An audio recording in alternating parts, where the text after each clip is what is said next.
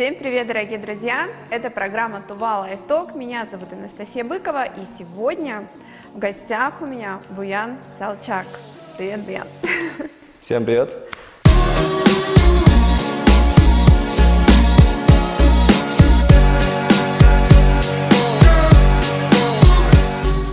Буян Салчак – тувинский контент-мейкер. Буян основал творческую медиакоманду «Братян», производящую развлекательные проекты на телевидении и в интернете. В сети известен под псевдонимом «Братян». Буян – автор, режиссер, видеограф, дизайнер, фотограф, блогер, сценарист и ведущий. В июне 2022 года вместе с командой Буян запустил первый в Туве проект в стиле шоу «Холостяк». Кроме этого проекта, команда Буяна снимает тувинские дорамы. О творческих планах и многом другом сегодня мы поговорим в интервью. Все тебя знают как Буян Братян. Все меня знают как Братян, имени вообще не знают.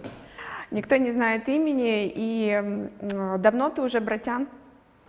Ну не знаю, наверное, 4-й год уже примерно. Это типа брат, да? Ну там очень сложная ситуация получается, там, если говорить, как появилось это слово, то вот это... расскажи, это Хорошо, интересно. ладно, хорошо. Сначала я учился в первой школе, мы там создали подслушано свое, да, и потом у меня появилась идея как-то это подслушано сделать добрым, потому что там все друг друга обзывали и так далее. Вот. А потом мы поменяли паблик на что-то душевное. Я сказал подписчикам, как назвать. Люди начали писать бро, потом тян, и я такой, ну, давайте совмещу. Тян это типа девушки, бро это типа братство. И вот с этого момента появилось братянство, это вот подслушанная первая школа. Да, такое вселенная, да. И потом мы с этого момента начали снимать фильмы, видео и так далее. То есть все началось с этого. Прям вот поэтому как бы я решил это слово еще и перенять на канал. А сейчас, кстати, вот это существует, а-ля подслушано? Да, существует, но сейчас уже там никто не активничает. Я это уже... А как ты думаешь, вот в одно время это же был прям всплеск такой, вот это подслушано, да. Вот это движение, Да. все писали эти анонимные свои истории, Да. это все было очень прикольно, интересно. Почему это сошло на нет? Почему вдруг у людей пропал к этому интерес?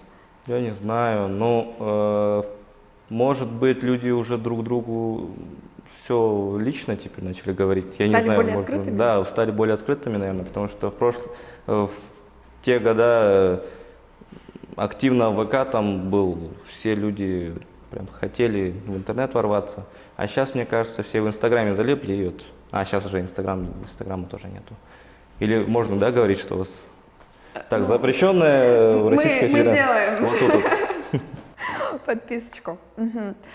Кстати, вот с тех пор, как Инстаграм заблокировали официально в России, как ты себя конкретно чувствуешь? Вот перешел ли ты на ВК?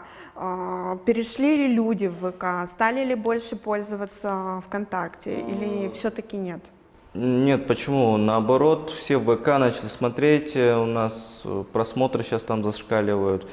С Ютуба все переходят на ВК почему-то у нас. То есть у нас сейчас полный актив идет в ВК. Вся группа, там, весь контент мы заливаем туда, все смотрят там. И, в общем, сейчас ВК для нас самое родное, наверное, наша, как сказать... Передовая площадка. Да. Угу. Из всех остальных. Да.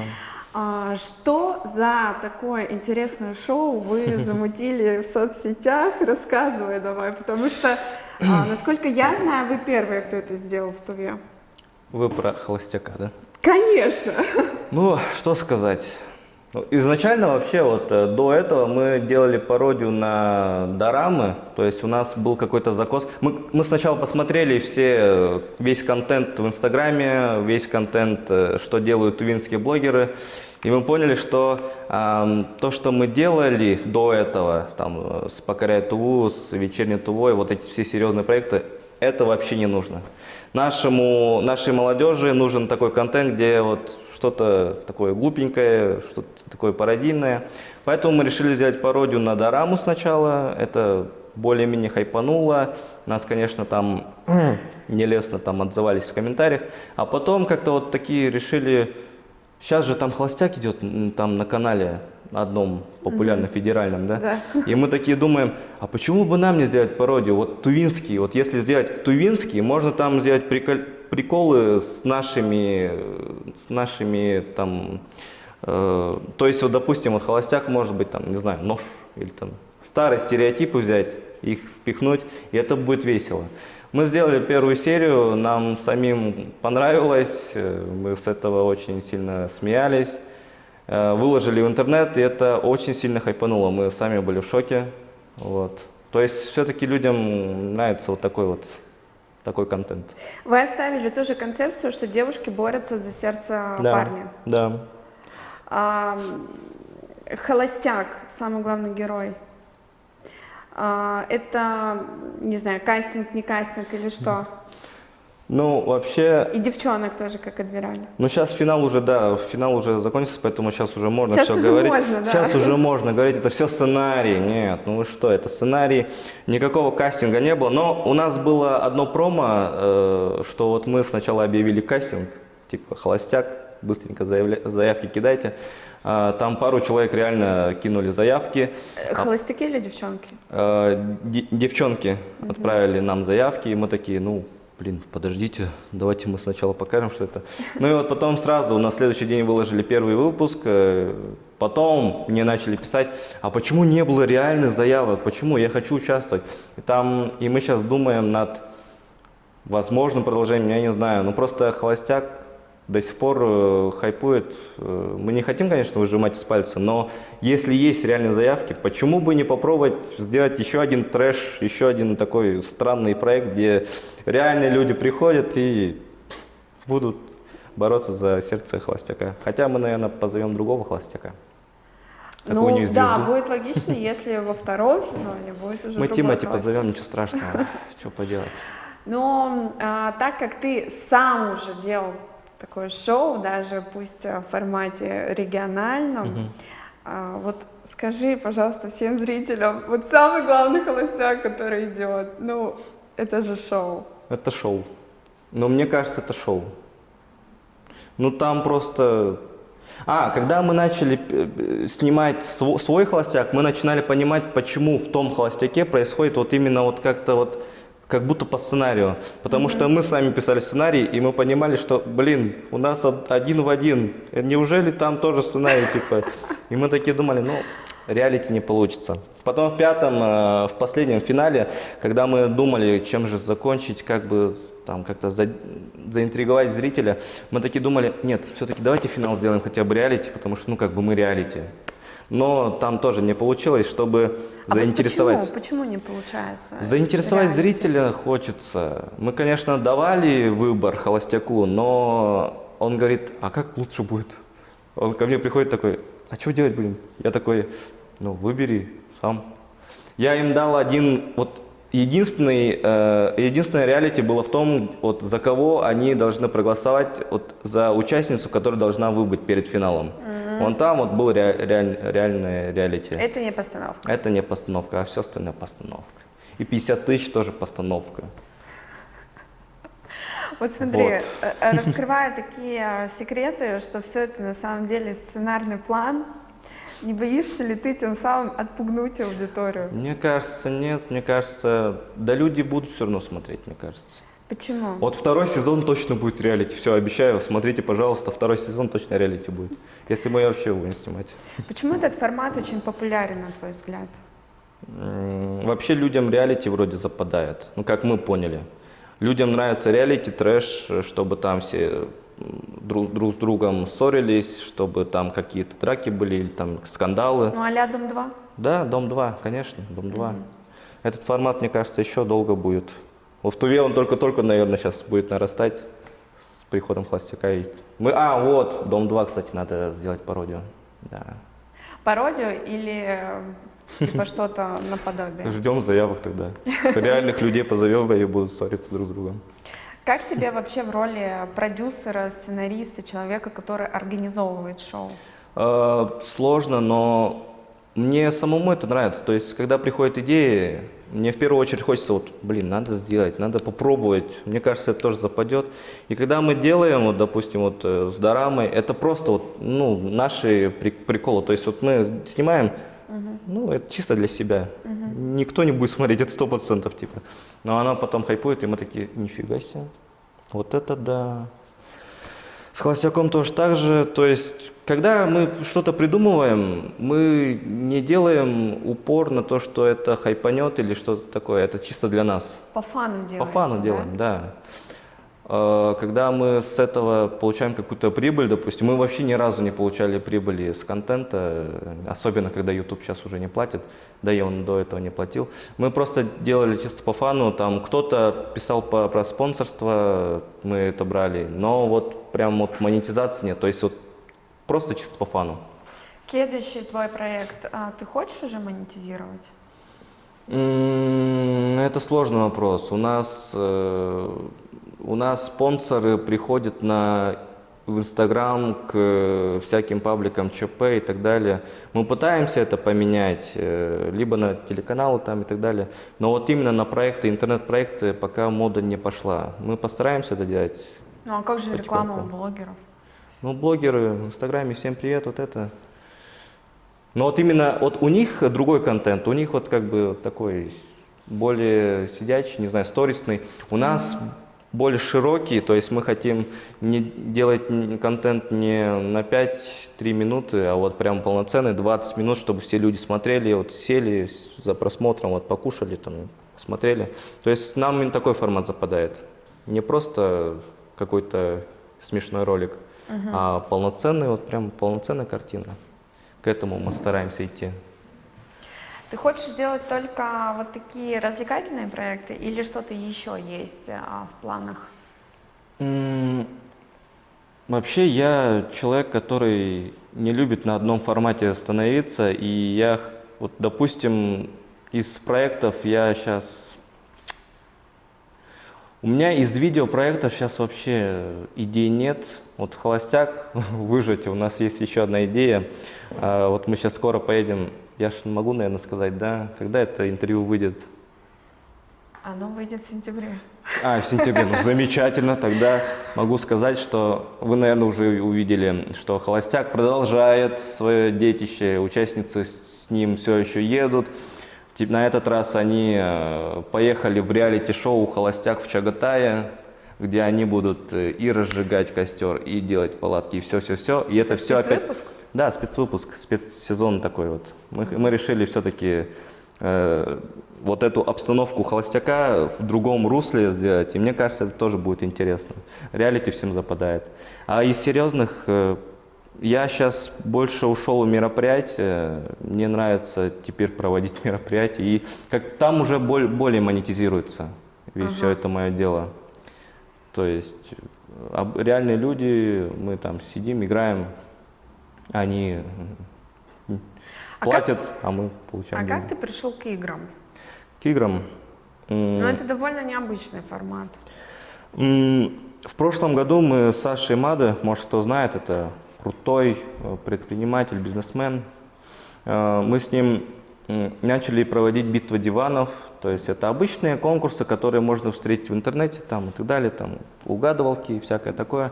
И за весь год этой работы я понял, что, ну, может свое придумать, может как-то вот игр много, я хочу что-то свое, такое необычное, в отличие от битвы диванов. И мы начали шарить в интернетах, мы такие поняли, что есть детские игры, которые можно произвести в напряженной обстановке. Вот таймер идет, напряженная музыка, все орут, а ты просто вот хочешь мячиком, теннисным шариком в стакан попасть, и не получается, потому что напряжение жесткое, блин. Вот, то есть обычные детские игры в напряженной обстановке. Людям запал этот формат. Мы сами тоже до сих пор в шоке от этого формата, и нам нравится это делать. Сейчас мы придумали новый формат, мафия, только необычная, теперь она киношная. То есть на одном месте не стоим, обязательно что-то нужно придумать, чтобы нам это нравилось. А к жизни ты также относишься? Да, на одном месте не люблю стоять. Жизнь игра? Жизнь игра. Жизнь Жизнь это реалити. Смотрите реалити.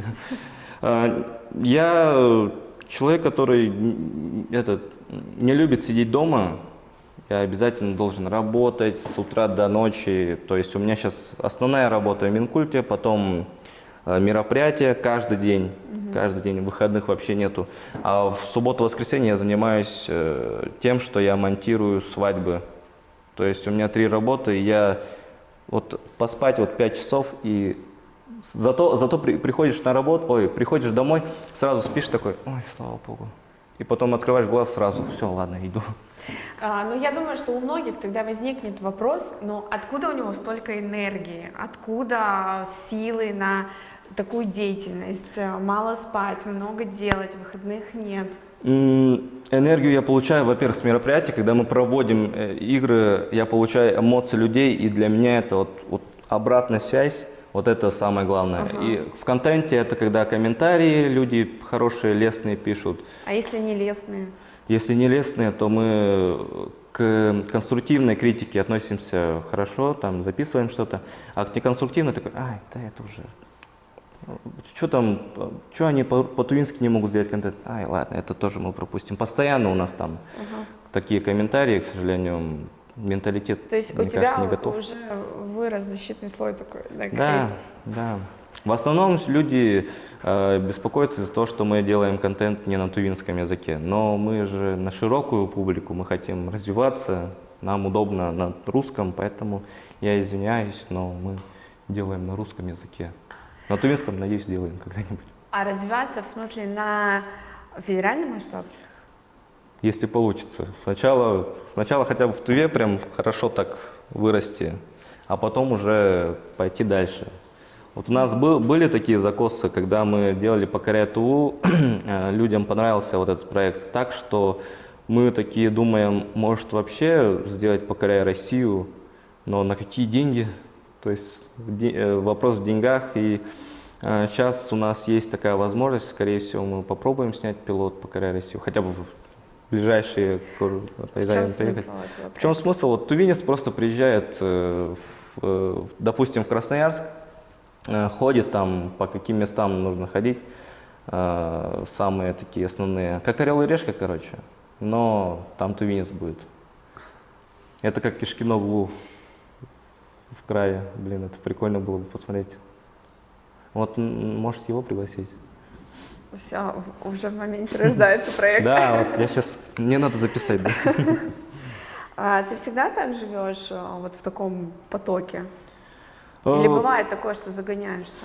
Загоняюсь, конечно, когда нету обратной связи, это уже все, это уже такая некая остановка. Но когда, то есть бывает такое у авторов всегда, что что-то не идет, допустим, вот игра там как-то плохо прошла, контент не зашел, финал как-то вот по просмотрам чуть-чуть меньше, чем остальные выпуски, да, ты тут немножко грустинку ловишь, но я такой, это не повод останавливаться, надо попробовать еще что-нибудь, и мы пробуем еще. Потом что-то из них стреляет, и мы такие, ну, замечательно. И там уже вот, то есть нам не нужно останавливаться, мы сами думаем об этом, что если мы остановимся, то, блин, ну, ничего из этого хорошего не получится. Никому легче не станет. Да, никому легче не станет. Самое главное, нужно попробовать. В жизни тоже так же. То есть не любим сидеть на одном месте, надо вот чем-то заняться новым. Вот контент мы делаем хорошо, игры мы начали делать. Я сейчас хочу, может, альбом записать, не знаю. Там, на одном месте не хочу стоять. Потом книгу, потом вообще главой стану. Тебе не страшно пробовать? Почему нет? Почему нет? Ну просто чисто ради прикола. Все вот это вот чисто ради прикола. Поэтому вот я всерьез это все не воспринимаю, поэтому... Ты такой идеальный игрок вообще. Вот ты говоришь мы. А кто это мы? Моя команда. Кто твоя команда? Команда Сколько братьян. человек? Нас сейчас 8 человек. Мы сначала просто познакомились в этом году в феврале. Вот всех позвал, кто хочет. Они пришли. Я такой смотрю, блин, ну среди них есть только 2 человека, которые могут показываться на экранах. потому что остальные какие-то такие скучные какие-то. А потом, когда мы начали снимать дораму, все как-то начали повышаться, я такой, ничего себе, молодцы. А в «Холостяке» они все раскрылись. Вот каждый выпуск, который мы снимаем, и каждая их актерская игра для меня открывается с новой стороны. Вот этот человек, который вот сначала был какой-то такой тихий, скромный, сейчас он финалистка «Холостяка», я просто в шоке. Вот. Для меня это тоже вот реалити сейчас в команде идет. Люди там... То есть, получается, ребята, которые играли в «Холостяке», это все участники команды? Да, да, участники команды. Мы вместе пишем сценарии, мы вместе придумываем, как, что дальше. Они еще и снимают. То есть, когда я там перед камерой, кто-то из участниц снимает. То есть, у нас всегда вот так вот. Взаимозаменяемые, получается, Да, да? да. Я думаю, что и будут вопросы, как круто, я тоже хочу в твою команду, как попасть, возможно ли вообще такое? Можно, пишите в директ или пишите в ВК, куда угодно. Мы стараемся смотреть каждую заявку и отбирать каких-то людей к себе в команду. У нас много проектов. Кто этот человек? Какими качествами он должен обладать? Ну, самое главное, вот я самое главное вижу в людях то, что они должны быть открыты, они должны прям разговорчивы, то есть они должны быть как вот... Как я, да? Как я, то есть вот приходит, здравствуйте, я хочу сниматься, и все, мы его берем сразу. Либо я не хочу денег, я хочу снимать с вами, а вы получаете мои деньги, да? Я шучу, я не получаю никаких денег. Но если есть какие-то деньги, мы делим с командой, все ровно. Поровну, да? Да, все поровну. У меня совесть не позволяет. Коммунизм. Какие качества, давай так, какие 3 качества ты очень любишь в себе и очень не любишь в себе? Да, так, философские темы, да, пошли? Хорошо. Люблю в себе то, что я, не знаю, то, что я не люблю останавливаться на одном месте, либо прилагательное нужно, да? Как Давай угодно? ты Как выберешь угодно? сам, как ты хочешь. Хорошо. То, что я не люблю стоять на одном месте, я хочу чем-то заняться. То, что я крутой и то, что я скромный. Вот. Вот так вот. Вот так вот. Не, если серьезно, то единственное качество, то, что я люблю чем-то заняться и веселый. Все. А то, что я не люблю в себе, так это когда я загоняюсь по мелочам, то есть когда мы там снимаем что-то не заходит, то все, там уже все тупик, все там плохо и так далее. Это очень мешает развитию, но благо у меня есть команда, которая такие дают пинок под зад, и мы начинаем что-то делать новое. Вот, то есть, как правило, они тебя, да, вытаскивают из этого состояния? Да. Такой а-ля немножко А апатии, когда да? они вот куда-то уходят туда, я им даю пинок под зад. То есть, опять же, взаимовыгода такая. Вот они меня, либо я их. Ты бы смог это все реализовывать без команды? Нет, 100% команда нужна, 100% люди, которые тебя поддерживают и которые вот с тобой в одном деле, они обязательно нужны, иначе ничего хорошего. Ну, конечно, может что-то выстрелить, как там блогеры на ютубе, которые снимают перед камерой, у них все выстреливает. Но я не такой человек, мне нужно что-то вот такое вот побольше, чем просто за камерой что-то говорить. Влоги там, допустим, прикольно, да, но когда много людей, это еще прикольнее. То есть мне нужны люди, с которых я тоже беру энергию, чтобы вот мы вместе что-то делали. А ты сам холостяк или нет? Я уже не холостяк, к сожалению. Был, кстати, вопрос, чтобы... К сожалению. Ой, блин. Так, я сейчас поучу, видимо, дома. Был вопрос, в этом году был ведь двойной холостяк, где вот 2 холостяка было. Мы такие думали, может быть, нам двойного холостяка сделать. И второй буду я. Да, и второй буду я, чисто ради прикола. Не из-за того, что мы хотим там себе девушек найти, это чисто ради прикола. Нет, у меня есть девушка, и она тоже в команде, она меня сильнее дает пинок под зад. Мы вместе с ней придумали игры. То есть вот самый главный человек, который мне дает идеи и дает какую-то энергию, это вот моя девушка. Кстати, выбыла перед финалом в «Холостяке». Вот. Потом она злилась, почему меня стало меньше в финале. Я такой, ну блин, ты сама не снимаешься. Я виноват. Окей, значит, твой следующий проект — это «Новый холостяк» на спецвыпуск, На спецвыпуск, да. на Чагатай. Мгм. Но потом, может, что-нибудь придумаем еще. Мы хотим «Покоряя Туву» в новом сезоне представить. У нас есть уже отснятые выпуски, но мы не готовы, видимо, как-то опять к нему возвращаться. Почему?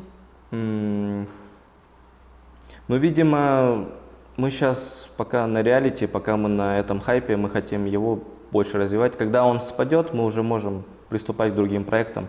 Вот «Покоряя Туву» мы очень хотим тоже возобновить. Вот после хайпа мы обязательно начнем что-то серьезное делать. Сейчас пока фанимся. Что-то серьезное. Ну вот, «Покоряя Туву» Ну, а серьезно. вообще, как ты относишься к славе? Хочешь ли ты ее? Стремишься ли ты к этому? Или нет? Или все равно? Не, я всегда был сторонником того, чтобы вот типа продюсирования, наверное, где вот моя команда, и я хочу их выдвигать. Даже когда вот первые проекты были, где «Покоряя Туву», я их больше выдвигал, сам был всегда на стороне. Вот в «Холостяке» команда начала говорить, блин, ты должен быть ведущим, ну давай. Типа. Я такой скептически к этому относился, я уже видел в представлении, как это все снимать, когда мне сказали, что ты должен тоже сниматься, я такой, так, ладно, ну тогда кто будет снимать-то? Лучше меня никто не сможет, да, типа, ну это шутя. Вот, ну и, не знаю, слава как-то к нам всем пошла само собой, мы как-то к этому не стремимся больше. Не, я стремлюсь к тому, чтобы заказывали игры или смотрели наш контент, все, вот, больше ни к чему. Чтобы меня там узнавали. Зачем? Тебе это не нужно, да? Я наоборот как-то с этого не очень. Окей, хорошо. А вот на этой точке, в которой ты находишься сейчас, что ты хочешь от жизни? Хочу $1 миллион, вертолет и отдых на один день хотя бы. Все. Все-таки хочешь отдохнуть? Ну, чуть-чуть хочется отдохнуть. Мы когда даже на Чагатай ехали, мы там не отдыхали, мы такие, когда приехали, так, ребята, самое главное, давайте сначала разберемся, что мы будем делать с «Холостяком», а потом можем поплавать 20 минут, а потом все собираемся и уезжаем. Так же сейчас будет дальше. Не знаю, мы когда приезжаем куда-то отдыхать всей командой, мы все равно что-то снимаем. Твой Не идеальный работаем. отдых какой? Идеальный отдых. Ну вот ты хочешь один день хотя бы отдохнуть, как бы ты провел этот день, если бы он у тебя вот был уже? Посидеть выходным днем на работе, за компьютером, посмотреть YouTube, оттуда черпнуть идею, потом написать сценарий. Нет, это не отдых. Это не отдых. Я не знаю тогда, как отдыхать. Ну, не знаю, мне нравится просто вот это делать. Когда я один раз отдыхаю, там просто лежа на кровати, я такой, блин, нет, непродуктивно, ай-яй-яй. И потом Себя иду ругаешь за то, что ничего не делаешь, Да, поэтому ты так много делаешь. не знаю, как-то так пошло как-то. Наверное, больше еще из-за денег, то есть вот, не хочется оставаться без денег, и хочется просто продолжать работать, больше на себя брать и тоже из этого делать. То есть вот так вот. Но обычный отдых это когда с друзьями там посидел где-нибудь. Вот это отдых называется для меня. Для тебя. На 2 часа. И все. Потом уже идти спать домой. А вот ты сказал, что посидеть, посмотреть что-нибудь в Ютубе. Ты вообще частенько там что-то смотришь, контент какой? Большинство идей приходит, когда ты просто что-то смотришь. Когда ты смотришь там, допустим, вот, чисто ради прикола посмотрел «Холостяка», ты такой, ну ладно, берем. Посмотрел какую-то дораму, тоже берем. Посмотрел там какие-то программы развлекательные, тоже оттуда что-то черпнул. Свои любимые программы тоже черпнул. То есть всегда вот так вот. Когда ты смотришь что-то, это, ну, даже когда фильмы смотришь, оттуда берешь, как они снимают, как они... Я всегда, когда фильмы смотрю, я такой, блин, как же они классно сняли. Надо как-то посмотреть, как они это все сняли. И вот оттуда всегда черпаешь идею. Контент, мне кажется, ну, для меня это тоже как пища для идей. Я когда смотрю, я всегда что-то вот оттуда беру. Для себя. Да. Мгм. А ты занимаешься образованием, самообразованием? Может, ты где-то учишься или отучился? Нет, я полностью самоучка. Даже больше скажу, что несмотря на то, что я самоучка, я даже 6 раз проводил медиашколу, хоть даже нету образования, да, по медиа, по части дизайна, но, не знаю, люди приходят, я им обучаю, говорю, что я там где-то работал, и все, вот приходят ко мне на медиашколу. Но они приходят за твоим опытом. Да, чисто за опытом. Но образование я стараюсь получить именно по части медиа, но из-за вот этого плотного графика я пока вот не знаю. Скорее всего, в сентябре у меня там будет свободное окно. Я чем-нибудь займусь, вот, чтобы получить опыт. Он нужен, образование всегда нужно. Это самое главное. Ты прям поступишь куда-то или как ты Нет, хочешь? курсы именно, да, именно курсы. То есть самое главное сейчас курсы. На образование сейчас будет времени мало. Именно по части медиа, дизайна сейчас ехать куда-то и забрасывать это все. Сейчас пока не готов. А что касается, не знаю, саморазвития, самопознания, что-то из этой области, тебе это близко или нет? Да, это близко, но в Кызыле очень мало таких мест, где можно там податься саморазвитию, очень мало каких-то кружков, либо они просто, я их не вижу, да, может они где-то есть, я не знаю. Но я сам стараюсь что-то новое давать, и я сам ищу какие-то проекты, которые вот дают саморазвитию. Вот сейчас там пару проектов появилось, я сейчас туда пойду. То есть это не от меня, мне кажется, зависит. Я с интернета не люблю, там вот интернет-курсы и так далее. Для меня это как-то не верю этому, да. Ну, это чисто мое мнение. Вот. И то есть саморазвитие для меня это вот общение с людьми. Общение с хорошими, крутыми людьми, которые уже имеют пласт в чем-то, то есть там в творчестве, для меня это самое главное, мне нужно с ним поговорить. Там. Допустим, вот я сейчас работаю с продюсером тувинских фильмов «Стальные ветра», там Виталий Анатольевич Петров, у него черпаю опыт, и это для меня прям очень важно, потому что хочется когда-нибудь тоже снять, может, фильм, я не знаю. Тоже попробовать. Полнометражный. Ну, это и все хотят. И Улами, и там Ирлан уже пытаются, но... Это хотят все видеографы, да? Я тоже попробую, почему бы нет. Вот. У тебя есть видение, кто-то через 3 года, через 5 лет? Видение на 3 года, да? Сейчас тебе 25? Да. Вот в 30 лет ты уже кто? Ну, начнем с того, что у меня мечта вообще. Я не знаю почему, но у меня голова забита тем, что я хочу быть в телевидении. Я хочу создать свой канал, чтобы там быть генеральным директором, чтобы там следить за рейтингами, пускать какие-то свои проекты, там, сезоны и так далее. И я хочу там спустя 3-5 лет, ну, хотя бы, пожалуйста, уборщиком возьмите меня, пожалуйста, на ГТРК, там, Россия или там на СТС, не знаю, куда-нибудь. Но у меня вообще, на самом деле, хочу просто быть в телевидении, попробовать себя в режиссуре. На федеральном канале ты? Да, попробовать себя в режиссуре. Конечно, прям такую высокую взял цель, но... Тогда тебе нужно жить не здесь. Да. Что-то... Вот, через 3 года получается, я уеду, и все. А потом уже будет, что будет. И все. А там уже, надеюсь, еще не получится. Я так далеко не смотрю. Живу пока моментом. А какие вещи способны тебя огорчить? Помимо того, что нет взаимодействия с социумом в виде там, обратной связи и отклика, вот что еще способны тебя как-то вот вывести из строя? Или нет такого? Ну, я стараюсь сейчас не смотреть на такое прям вот широкое окружение, потому что посмотришь там, ну, допустим, какие-то новости, да, там, про что-то вокруг вообще. у тебя уже настроение падает. Там, любимый продукт подорожал, тоже настроение падает, да. Вот, то есть я как-то к этому всему стараюсь относиться нейтрально. Я чисто вот человек, который любит контент, и у меня есть какое-то окружение людей, там, подписчики, я не хочу их тоже нагнетать какими-то плохими новостями, поэтому вот мы делаем только развлекательный контент.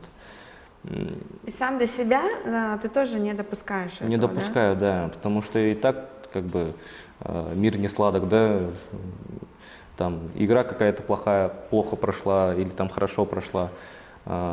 И так уже как бы либо хорошо, либо плохо. А когда ты смотришь на это, там уже тоже хуже. Поэтому вот не стараюсь туда смотреть, я стараюсь вот чисто свое углубленное. Так как-то легче жить, просто как-то легче жить.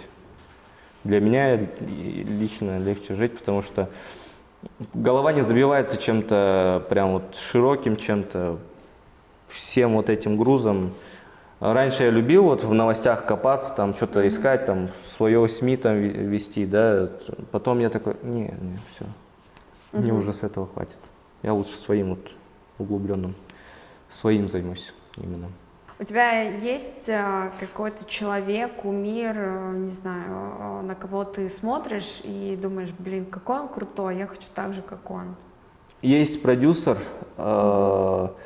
раньше работал генеральным продюсером ТНТ, это Вячеслав Дусмухаметов, он создатель всех там крутых шоу на ТНТ. Создатель всего крутого, Всего крутого, что есть на телевидении. да, еще и в интернете, там что было дальше, читка, там все эти интернет-проекты, которые сейчас хайпуют, это все его производство. Вот я просто вот в шоке от него, как у него столько таких идей, и я вот единственный кумир, наверное, он пока что. Может, там какой-нибудь еще будет крутой продюсер, может, я от него тоже буду черпать. Но пока вот только он. То, что он делает, это уже вот хорошо, круто для Ютуба и для всего, для всей России, да. Вот, поэтому я у него... Ну да, он действительно человек-легенда. Да. При жизни стал легендой. Да. Он очень крут. А есть у тебя какое-то правило, кредо, что-то в этом роде по жизни, вот, которому ты следуешь?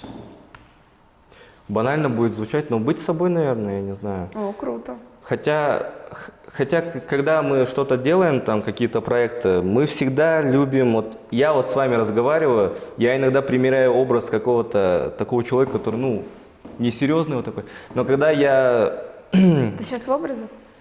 Да я когда как, я сам не понимаю. Вот сейчас вот в образе, да, вот только что сказал, но я не знаю, я себя считаю как личность неинтересным, но когда я что-то делаю и когда в каком-то образе креатора, либо что-то такое, вот это уже для меня интересно. То есть когда, ну, вы будьте собой, а я вот и с собой, и еще с другими личностями. Да, и с другими личностями.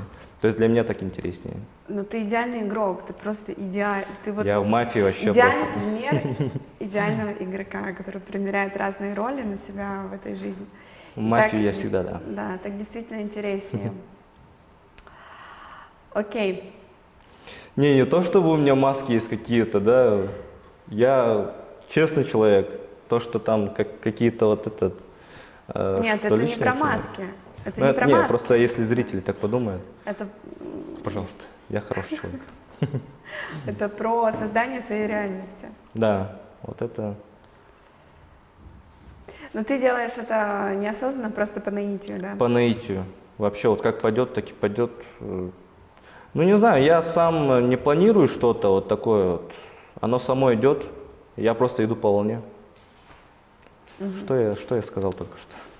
Ты просто живешь в потоке, вот что Да, ты просто сказала. живу в потоке. Да. Окей, хорошо. Есть вещи, за которые тебе не то что стыдно, а ты просто хочешь их поменять, отменить в своей жизни. Есть ли что-то такое? Нет. То, что было, то прошло. Прошлое – это уже пройденный этап. Ты просто оттуда черпаешь какие-то ошибки, и на них, с ними идешь дальше, стараясь не допустить их еще раз. Ты извлекаешь всегда урок? Да, всегда извлекаю. Потому что без этих ошибок, но ты все равно, конечно, их делаешь, но с уже полученным опытом ты уже понимаешь, что так лучше не надо, типа. И ты вот стараешься что-то новое делать. Вот так же и с проектами, когда там, допустим, мы делали вечернюю ТУ, мы понимаем, что он как бы не хайпует, и мы уже все, ладно, его отшибаем, холостяк, он хайпует, его продолжаем делать. То есть у нас как на телеканалах сейчас уже такой выборочный процесс начал появляться, что вот то, что идет с рейтингом, вот его надо продолжать, а то, что без рейтинга, все, его закрыть и даже не думать об этом. Ты легко прощаешься с проектами? Очень сложно. Там, когда мы там какие-то проекты создавали там про интеллектуальное там какое-то шоу, оно для меня было вот вообще в самом сердце. Но когда он перестал хайповать, да и он вообще в принципе трудный,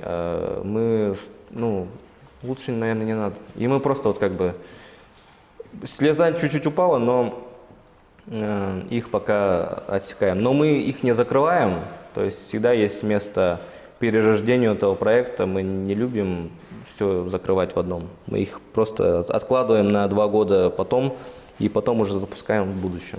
То есть все-таки ты следуешь за аудиторией? Ну, да.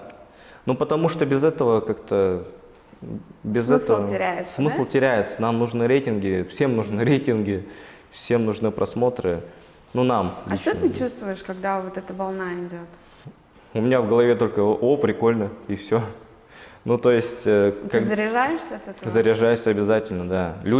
Команда тоже заряжается, поэтому все исходя из комментариев и лайков.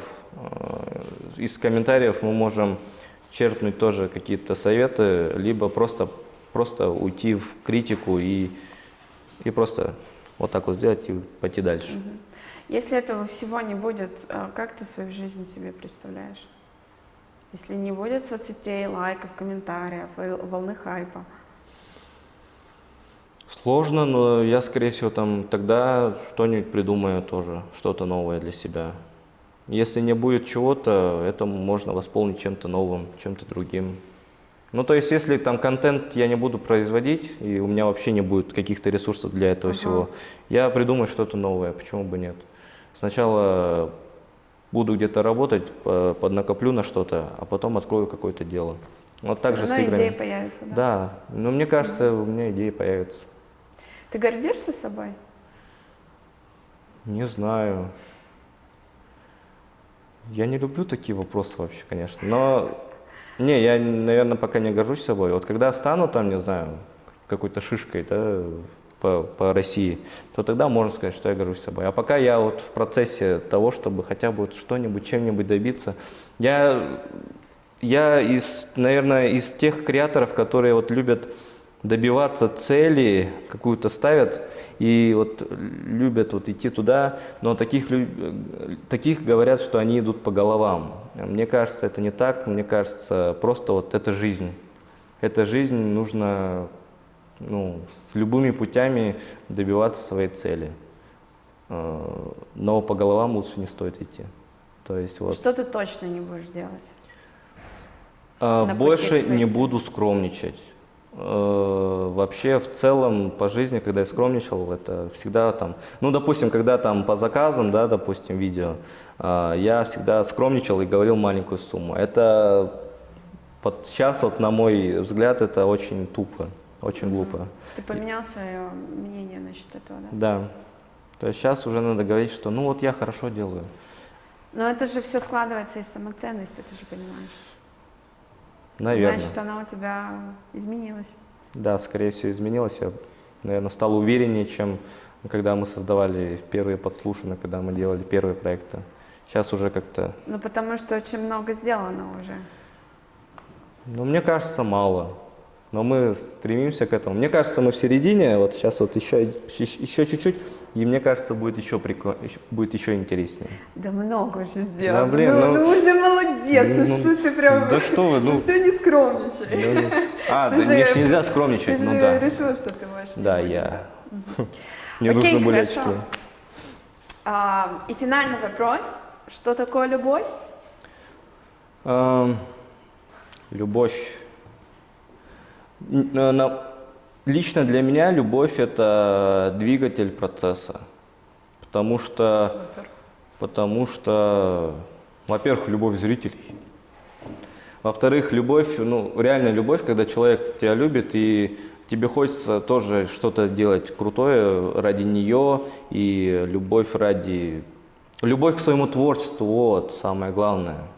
Потому что если ты делаешь контент просто вот как бы, что тебе нужно, тоже ничего не пойдет, мне кажется. Вот если ты любишь это Без дело. любви, без отдачи, да? Да, поэтому вот любовь – это все. Любовь – это двигатель процесса.